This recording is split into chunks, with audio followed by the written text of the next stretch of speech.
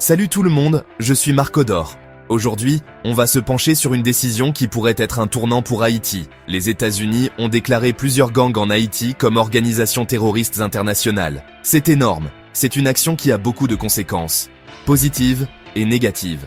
Analysons les objectifs, les avantages et les risques potentiels de cette décision pour notre pays. Alors, quels sont les objectifs des États-Unis ? Avec cette déclaration, les États-Unis peuvent utiliser les lois internationales pour isoler ces gangs. Ils visent à couper toutes leurs sources de financement, interdire les visas, bloquer les transactions bancaires et arrêter le flux d'armes. Le but est de mettre la pression internationale sur ces gangs et de frapper durement leurs financiers. Cette action peut aussi encourager d'autres pays à se joindre à la lutte et à soutenir directement les forces de sécurité haïtiennes. Maintenant, parlons des avantages pour Haïti. Cette classification peut mettre des bâtons dans les roues de ces gangs.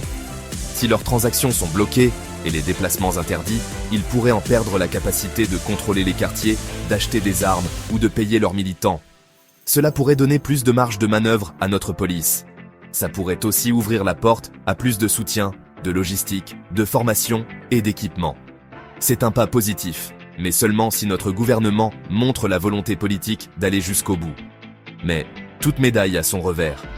Quand on met les gangs sous pression, ils pourraient réagir avec plus de violence. Ils pourraient attaquer des civils, kidnapper des gens, mettre le feu ou commettre des actes de terreur pour montrer qu'ils sont toujours puissants. Les ONG, les journalistes et les travailleurs communautaires pourraient être encore plus en danger. Et s'il n'y a pas d'action sérieuse à l'intérieur du pays pour appuyer cette décision, c'est comme allumer un feu sans être prêt à l'éteindre. En conclusion, je crois que ce que font les États-Unis pourrait être utile, mais seulement si Haïti prend ses propres responsabilités au sérieux. On a besoin de plus que des déclarations.